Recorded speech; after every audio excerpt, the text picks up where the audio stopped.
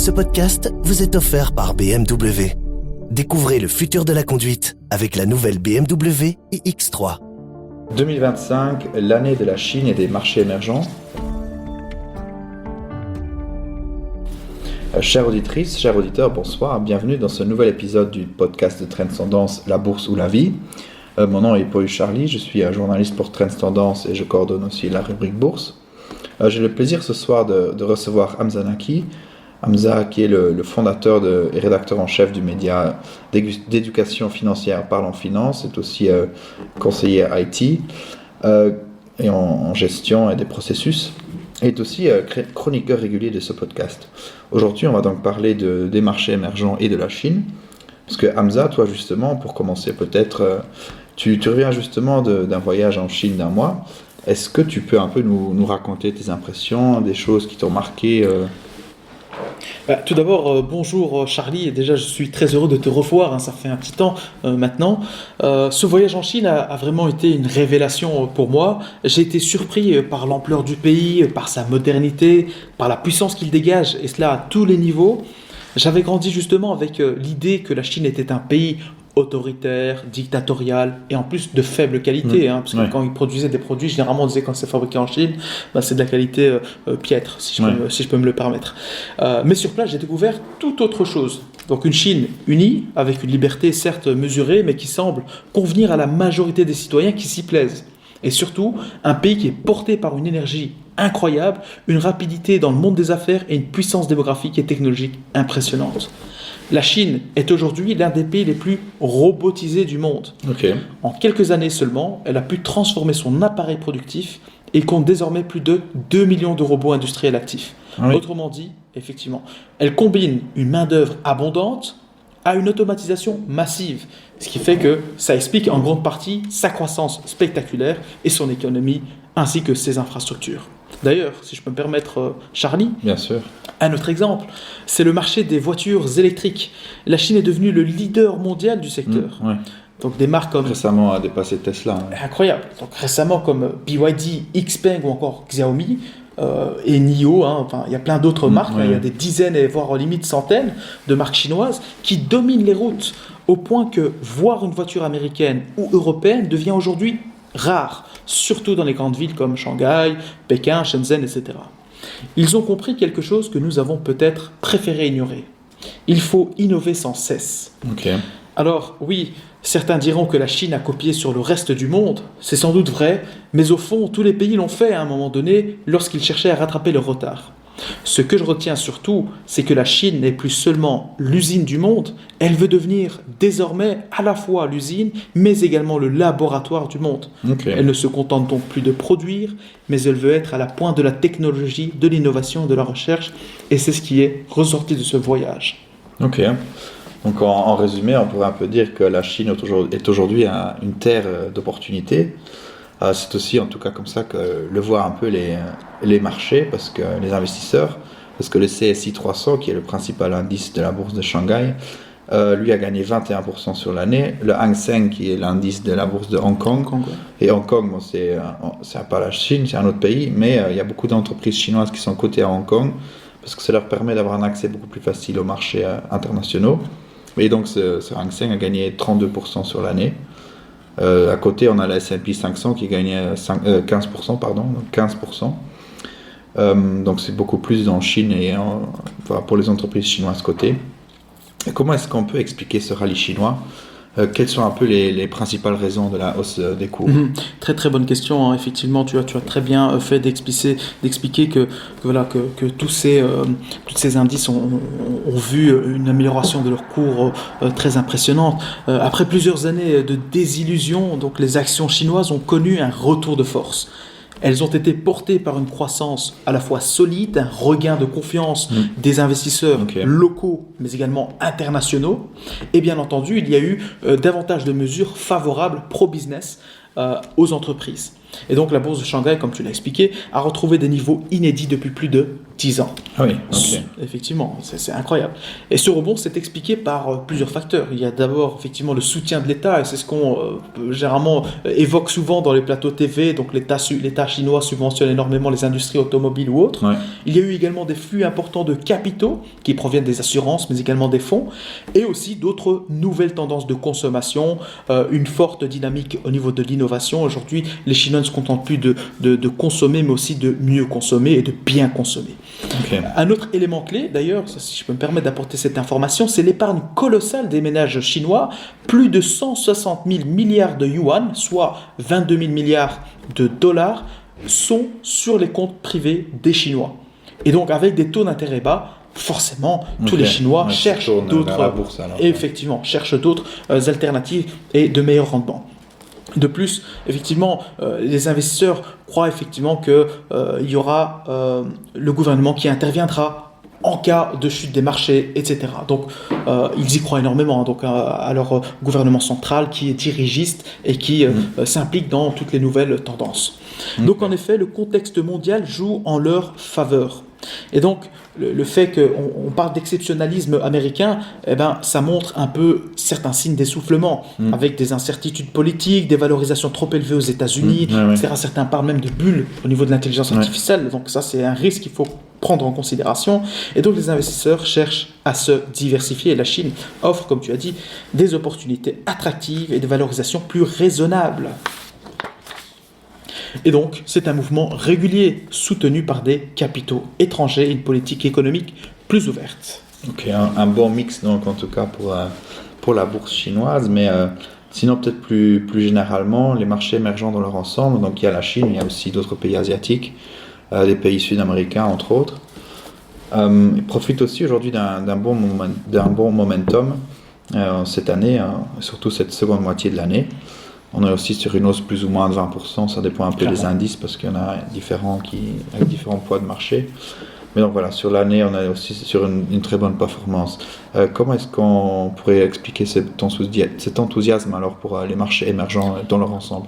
Effectivement, quand on parle de marchés émergents, on parle principalement et avant tout de l'Asie, qui en est le moteur de ce marché émergent, car au-delà de la Chine, il y a aussi l'Inde qui attire énormément d'investisseurs internationaux et affiche une croissance impressionnante. Ça me rappelle une discussion que j'ai menée avec un spécialiste de la Chine en Chine, qui disait que le pays qui pourrait le plus compéter avec la Chine actuelle, ce serait l'Inde. Qui représente un vivier donc de main-d'œuvre, un vivier de personnes aptes à se développer au niveau de la technologie, de l'industrie et autres. Donc, il faut garder ça en tête. Okay. Et donc, quand je reviens un peu sur la partie bourse, le MSCI Emerging Markets, qui regroupe plus de 3000 entreprises dans 24 pays, a gagné plus de 27% depuis le début d'année. Ça, tu l'as précisé au départ. Ce qui représente sa meilleure performance depuis 2009, soit après justement la crise de 2008, effectivement, le crack. Et donc, plus de 60% de cet indice, ça c'est important à savoir, est composé de pays qu'on ne peut plus vraiment qualifier d'émergents, comme la Corée du Sud, Taïwan ou encore Hong Kong, effectivement. Et donc, à titre de comparaison, dans ce MSCI, le Brésil ne pèse qu'une infime partie de cet indice. Ce qui démontre que voilà, l'Asie, en fait, c'est elle qui tire, ces pays émergents. Et donc voilà, l'Asie continue de gagner du poids dans l'économie mondiale et je suis convaincu qu'après plusieurs années, et bien évidemment après plusieurs voyages sur place, que cette région deviendra le centre de gravité de l'économie mondiale dans les prochaines décennies. Et donc il faut se diversifier et peut-être s'y concentrer. Ok, mais merci pour cet éclaircissement. Si l'année touche à sa fin, donc on parle d'une très bonne performance des marchés émergents et surtout de la Chine. Mais comment est-ce que tu vois les choses pour l'année prochaine ? Comment est-ce que ces indices pourraient performer et quels seraient un peu les moteurs que tu vois pour les rallyes ? Effectivement, donc tu parlais de la progression, juste un instant. Juste un petit mot avant d'entrer dans ma réflexion personnelle. Cette progression, c'est aussi expliqué par la baisse du dollar américain qui a perdu plus de 10% justement depuis janvier. Et donc, historiquement, les périodes de baisse du dollar profitent forcément au marché émergent. Donc ça, c'est à noter. Donc si le dollar se renforce, forcément, il risque d'y avoir aussi certaines choses à prendre en considération avant d'y entrer. Mais concernant mon avis, je suis plutôt optimiste, surtout dans le contexte d'apaisement actuel avec la trêve commerciale entre Trump et la Chine. Ouais. Les deux parties ont trouvé un terrain d'entente, notamment sur la baisse des tarifs douaniers. Ils sont passés de 34 à 10%, et cela en échange, devine de quoi ? De la reprise des exportations de Ouais. soja américain. Ah oui, voilà, Incroyable, c'est ça, ouais. quel échange, quelle négociation. Et la Chine reste donc très stratégique dans ces négociations, notamment sur les semi-conducteurs et les technologies sensibles. Et donc, investir dans les marchés émergents, c'est avant tout une opportunité de croissance et un moyen de diversifier son portefeuille. Et donc, selon moi, les grands moteurs pour l'année prochaine seront l'intelligence artificielle, encore, oui, effectivement, on parle de bulles, mais je pense que, voilà, on n'y est pas encore. Ouais. Les hautes technologies et plus largement le dynamisme des économies asiatiques émergentes, des autres pays tels que le Vietnam, la Malaisie ou autres. Ok. Une bonne dynamique, donc, en tout cas, dans ces pays-là, nous attend pour l'année prochaine. Mais Clairement. d'un autre côté, quels peuvent être les risques? Parce que quand on parle d'opportunités, il y a toujours un peu l'autre côté de la médaille qui sont les risques. Les marchés émergents sont, pas tous, mais certains sont encore sont en tout cas une économie à forte croissance, mais sont aussi une économie qui est moins développée peut-être qu'en Europe occidentale ou aux États-Unis. C'est un peu le principe du terme même émergent. Donc, voilà. Exactement. Mais ces économies peuvent donc être plus vulnérables à des chocs économiques qu'elles pourraient subir, par exemple. Donc elles ont souvent cette étiquette un peu d'être plus risquées. Quels pourraient être pour toi donc les grands risques qu'il faut garder en tête, notamment à échelle politique peut-être, parce qu'en Chine, il arrive de temps en temps que le pouvoir serre la vis à des secteurs qui sont en forte croissance. C'est arrivé dans les début des années 2020, par exemple, pour la tech et pour l'immobilier. Ou est-ce que, Donald Trump, tu en as déjà parlé, on est quand même sur une période de pacification entre Pékin et Washington, mais est-ce qu'on pourrait aussi s'attendre à des nouveaux soubresauts un peu dans les relations? En général, quels sont un peu les risques comme ça qu'il faut garder en tête? Donc effectivement, comme on sait en finance, il y a toujours ce couple, risque-rendement. Donc au plus on prend du risque, au plus on a du rendement. Mais effectivement, les risques à garder en tête ici. Donc il faut savoir que les marchés émergents offrent un potentiel énorme. Ça c'est clair. Ouais. Mais tout dépendra de leur capacité à gérer les flux financiers entrants, à garder justement cette discipline budgétaire et à maintenir aussi, comme tu l'as évoqué, un cadre politique stable. Et donc, en Chine, les perspectives de relance dans les infrastructures et les technologies vertes sont réelles. Mais les risques liés à l'intervention de l'État et à l'immobilier restent importants. Et ça, tu l'as expliqué, l'État intervient, c'est une économie planifiée, dirigée. Donc forcément, ils ont un parti, ils se mettent chaque 5 ans d'accord sur un plan d'action à atteindre sur les 5 prochaines années, ouais. et ils s'y tiennent. Donc on observe que parfois même, ils atteignent leur objectif avant même la date butoir. Donc ça, c'est quelque chose qui témoigne aussi de leur rapidité d'exécution Ouais. et de mise en place. Et ça démontre un peu leur volonté d'atteindre les objectifs hégémoniques de la Chine au niveau industriel, production et économique et innovatrice. Okay. Et donc pour les investisseurs, la clé sera donc de diversifier pour gérer ce risque, de gérer activement le risque politique et de suivre de près les politiques macroéconomiques dans chaque pays de la région. Et donc les risques à garder en tête sont la volatilité forcément, le risque de change, et aussi le manque de transparence et de régulation. Okay. Très important aussi à noter, c'est que de nombreux pays émergents, en Amérique latine, mais aussi parfois en Asie, reposent encore trop souvent sur l'exportation de ressources naturelles. Et donc, ils sont dépendants des matières premières. Et ça, c'est très important à noter.